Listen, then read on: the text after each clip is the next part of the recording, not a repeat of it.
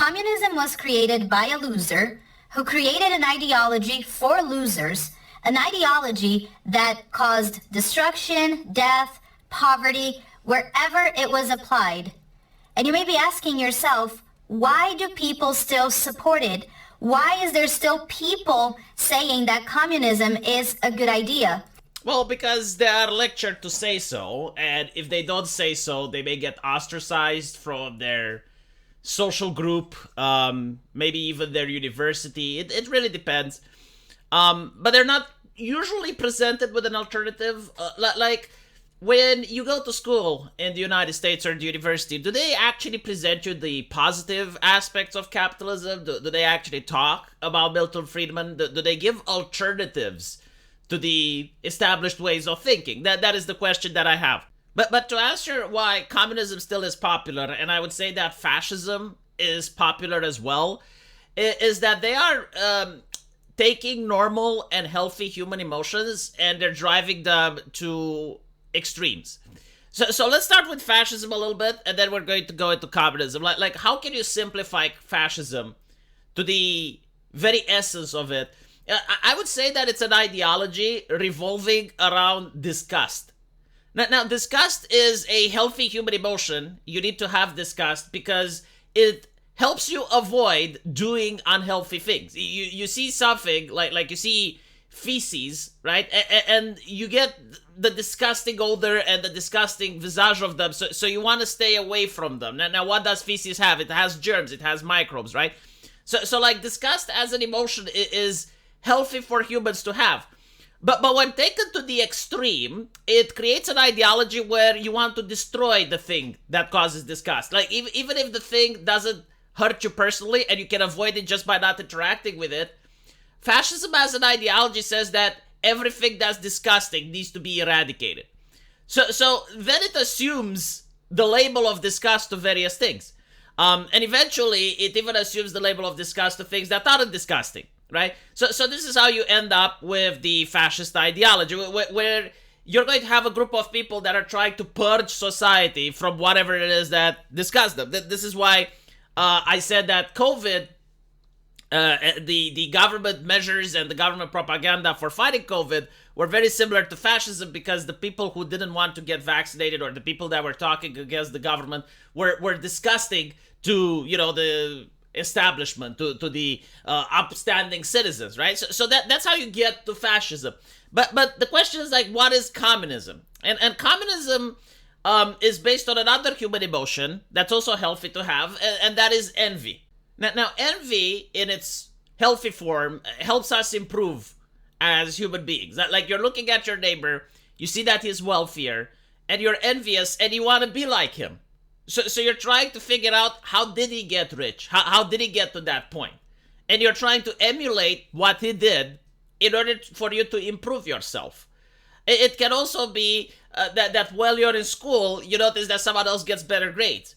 So now you're working hard in order to manage to get good grades as that person. And in order to do that, you gotta feel envious at some level. Like, you want to be that person, right? So that is envy at a normal, healthy level. But what communism does is it takes it to the extreme.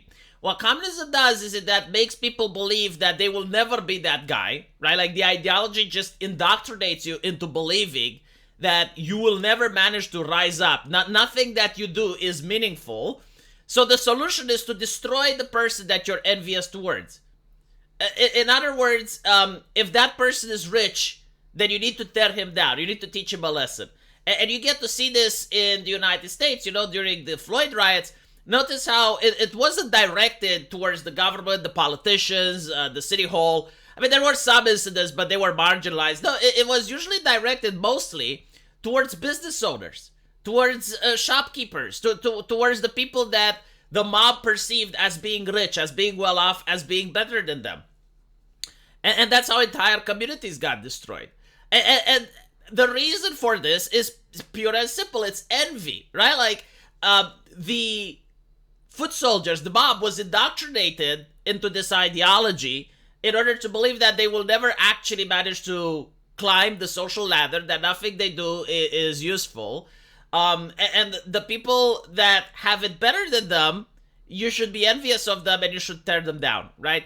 And once you understand this, once you get that communism is driven by envy, everything starts to make sense, right? Because it's not just financial envy. Be morbidly obese, and they can come to the conclusion that nothing they do is going to make them be fit again. So what they're going to be is they're going to be envious of fit people, and they're going to start demanding that fit people don't get represented in commercial and ads because it's harmful to promote fitness in any way, shape, or form, and they're going to want to promote fat acceptance. Like that is caused also by envy. You get to see it in video games now, like some of the diversity hags at many studios, they're like, oh no, you can't represent beautiful female characters in video games. Like they need to all have the man jaw and the broad shoulders and the Californian Innsmouth look. Like all of that is being driven by envy.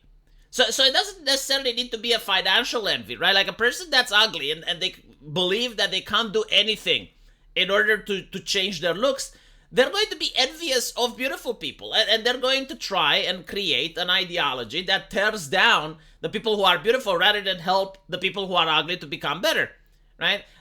So the thing with woke ideology, the reason it's very hard to describe is that it's a brand new ideology that mixes both disgust and envy, right? So it takes the worst forms of fascism and the worst forms of communism, and it brands it into something new.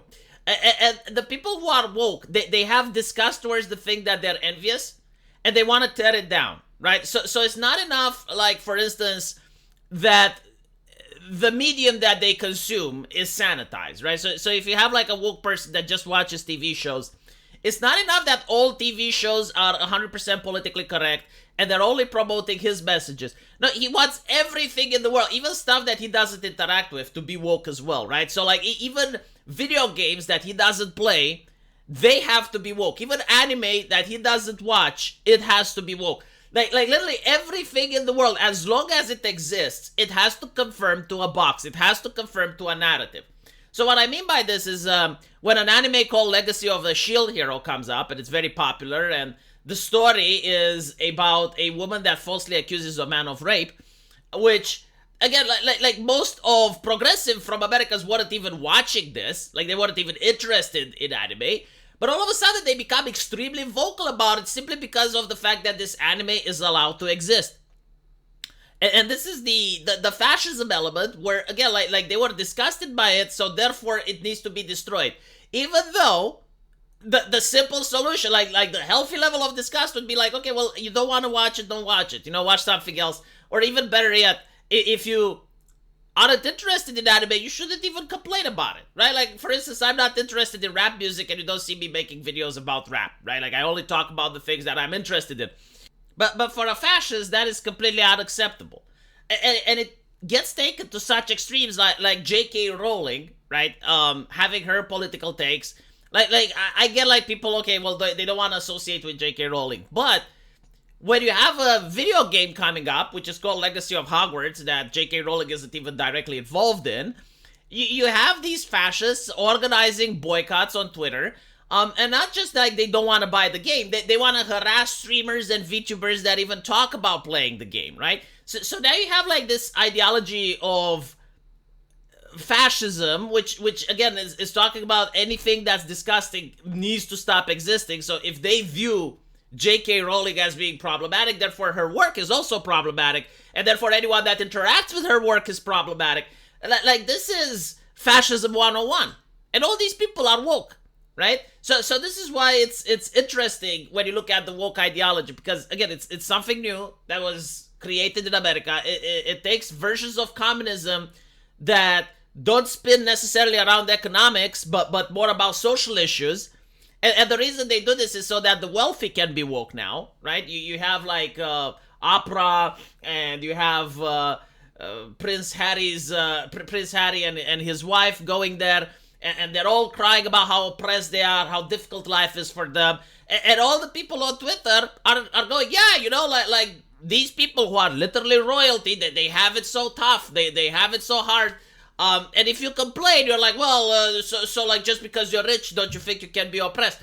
Like this ideology is shifted in a way to appeal to the bourgeois upper class. so that they can feel good about themselves as they're lecturing the peasantry, as they're lecturing the common man.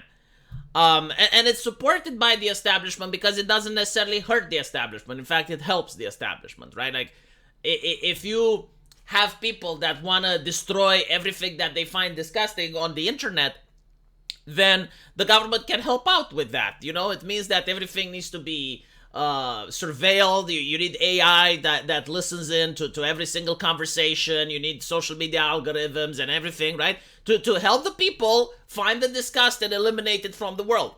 And in exchange, of course, the government gets more power. It gets more incentive to spy on people and to promote new legislation that gives them new authority and new powers. And the people go along with it because this ideology tells them that, no, this is for the greater good. This is a moral good. So hopefully I did a good job at explaining. Let me know what you guys think. And as usual, I will find you in the comment section. Take care.